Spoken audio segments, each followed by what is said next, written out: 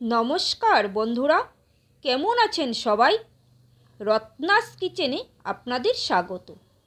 আজ আমি নিয়ে এসেছি আরও একটি নতুন রেসিপি, কচুর ঘন্ট। আশা করি আপনাদের ভালো লাগবে। শুরুতে একটি লাইক দিয়ে ভিডিওটি শেষ পর্যন্ত দেখার অনুরোধ রইল। আমার সকল বন্ধুদের জানাই অসংখ্য ধন্যবাদ আমার পাশে থেকে আমাকে সাপোর্ট করার জন্য। রেসিপিটি যদি ভালো লাগে একটি লাইক, কমেন্ট, শেয়ার করতে ভুলবেন না। আর চ্যানেলটিকে সাবস্ক্রাইব করে পাশে থাকা বেল আইকনটি প্রেস করে দিবেন, তাহলে আমার নিত্য নতুন ভিডিও সবার প্রথম আপনি পেয়ে যাবেন। আর যারা ফেসবুক পেজ থেকে আমার ভিডিওটি দেখছেন, যদি ভালো লেগে থাকে তাহলে আমার পেজটিকে ফলো করে দিবেন। তো চলুন বন্ধুরা, আজ আমি কিভাবে এই নিরামিষ কচুর ঘন্টটা তৈরি করলাম সেটাই আপনাদের সাথে শেয়ার করব। রেসিপিটা এখন শুরু করব। বন্ধুরা, এখানে দেখুন আমি হাফ একটা কচু নিয়েছি। সেই কচুটার আমি খোসা ফেলে ভালো করে ধুয়ে পরিষ্কার করে নিয়েছি। এটা আমার বেশ বড় একটা কচু ছিল, সেখান থেকে আমি অর্ধেকটা কচুকে এইভাবে 4 টুকরো করে নিয়েছি। আর এখন আমি এই গ্রেটারের সাহায্যে বন্ধুরা এটাকে মিহি করে গ্রেট করে নিব। যতটা পারবেন বন্ধুরা আপনারা এটাকে মিহি করে গ্রেট করে নেবেন। আমি এই মানে সরু সাইডটা দিয়ে কিন্তু এটাকে গ্রেট করে নেব। বন্ধুরা, কচুটাকে আমি কুড়িয়ে নিয়েছি, দেখুন গ্রেটারের সাহায্যে। ঠিক এরকম মিহি করে কিন্তু কুড়িয়ে নিতে হবে কচুর ঘন্টের জন্য। বন্ধুরা, কচু ঘন্টতে দেওয়ার জন্য এখানে আমি কিছুটা ছোলার ডালকে রাত্রে ভিজিয়ে রেখেছিলাম, আর এটাকে আমি মিক্সিতে পেস্ট করে নিয়েছি। এখন এই ছোলার ডালটার মধ্যে আমি কিছুটা মানে 1 চিমটে লবণ, 1 চিমটে হলুদ আর কিছুটা কালো জিরা দিয়ে এটাকে আমি একটা বড়া তৈরি করে নেব। এখন বন্ধুরা এগুলোকে খুব ভালো করে মিশিয়ে নিব, নিয়ে আমি ছোট ছোট বড়ার আকারে ভেজে নেব। আর এখানে নিয়েছি বন্ধুরা কিছুটা একটা আলুকে, একটা মিডিয়াম সাইজের আলুকে আমি এইভাবে ছোট ছোট ডুমো ডুমো করে কেটে নিয়েছি। এই আলুটাকেও আমি একটু হালকা ভেজে নেব। বন্ধুরা, কড়াইয়ের মধ্যে আমি পরিমাণ মতো তেল দিয়ে দিয়েছি, সাদা তেল। এখন আমি ছোট ছোট বড়ির আকারে এগুলোকে ভেজে নেব।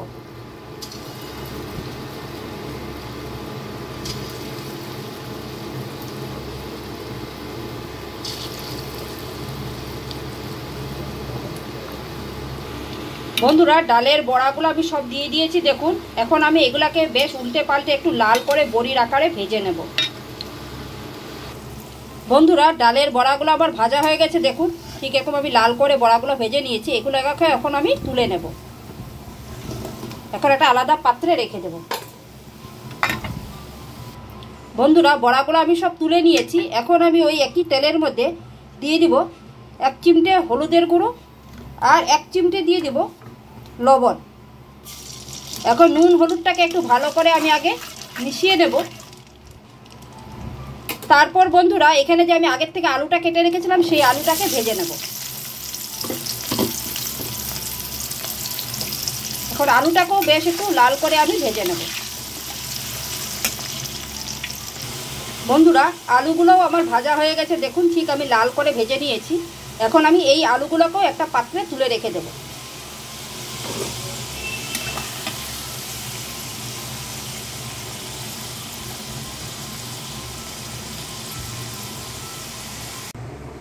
বন্ধুরা, আমি একটা বোল নিয়ে নিয়েছি, আর এই বোলের মধ্যে আমি 2 চামচ আদা, কাঁচা লঙ্কা আর টমেটো বাটা নিয়ে নিয়েছি। আর এখন এর মধ্যে দিয়ে দিব আমি কিছু গুঁড়ো মশলা। দিয়ে দিব 1 চামচের মতো লঙ্কার গুঁড়ো, 1 চামচের মতো দিয়ে দিব বন্ধুরা জিরের গুঁড়ো, আর দিয়ে দিব বন্ধুরা 1 চামচের মতো ধনের গুঁড়ো, আর দিয়ে দিব বন্ধুরা 1.5 চামচের মতো হলুদের গুঁড়ো। এখন আমি সামান্য একটু জল দিয়ে এটাকে একটা পেস্ট তৈরি করে নেব।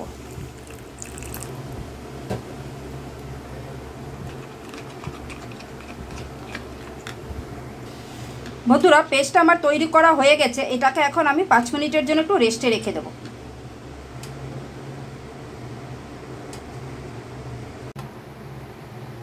বন্ধুরা, আমি কড়াইয়ের মধ্যে এখানে আমি 2 টেবিল চামচের মতো সাদা তেল দিয়ে দিয়েছি। আর তেলটাও আমার গরম হয়ে গেছে বন্ধুরা। এখন আমি এর মধ্যে দিয়ে দিব অল্প করে গোটা জিরে ফোড়নে,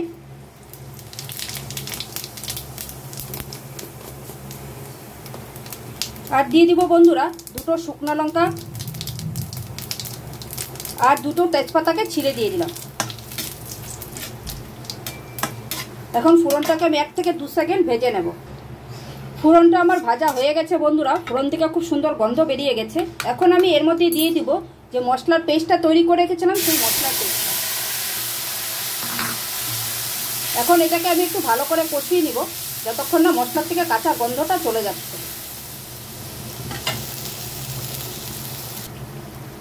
বন্ধুরা মশলার থেকে কিন্তু তেল ছেড়ে দিয়েছে, দেখুন খুব সুন্দর মশলাটা আমার কষানো হয়ে গেছে। এখন আমি এর মধ্যে দিয়ে দিব পরিমাণ মতো লবণ,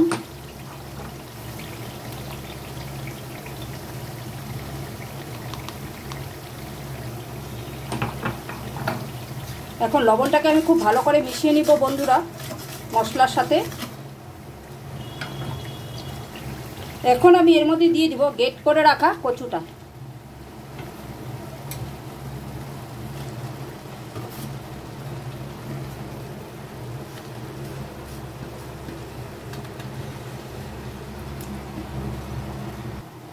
বন্ধুরা কচুটা আমি পুরো দিয়ে দিয়েছি। এখন কচুটাকে আমি মশলার সাথে খুব ভালো করে মিশিয়ে নেব।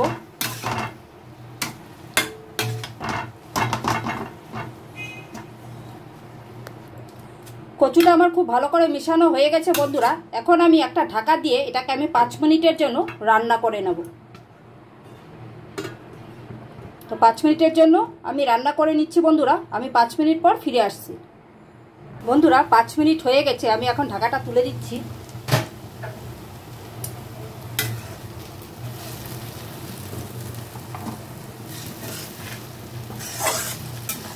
কচুটা কিন্তু আমার খুব ভালো করে মজে গেছে, আর মশলাটা খুব ভালো করে কষানো হয়ে গেছে কচুর সাথে।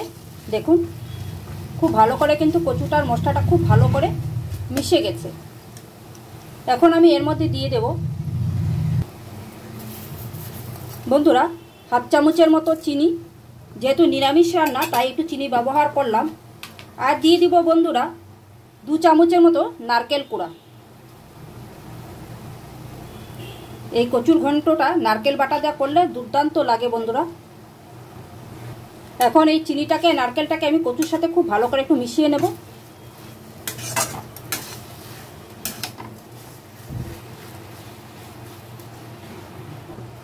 বন্ধুরা নারকেলটা আর চিনিটাকে কচুর সাথে মিশানো হয়ে গেছে। এখন আমি এখানে দিয়ে দিব আগের থেকে ভেজে রাখা আলু আর ডালের বড়াটা। বন্ধুরা আমি এখানে 4টার মতো চেরা কাঁচা লঙ্কা আর আলু আর ডালের বড়াটাকে মিশিয়ে দিয়েছি। এখন আমি এগুলাকে খুব ভালো করে উপকরণগুলোকে সব মিশিয়ে দেব।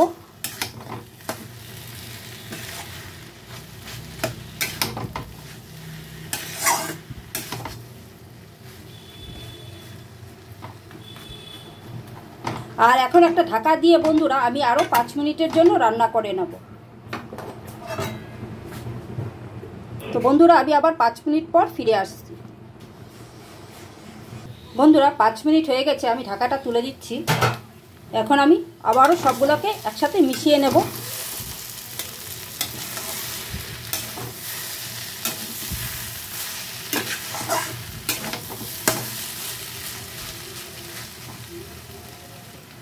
বন্ধুরা এখন আমি এর মধ্যে দিয়ে দিচ্ছি হাফ চামচের মতো একটু গরম মশলার গুঁড়ো।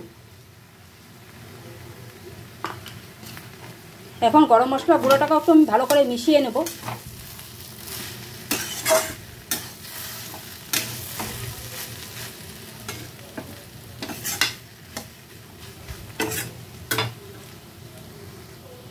গরম মশলা গুঁড়াটাকে আমার মিশানো হয়ে গেছে বন্ধুরা।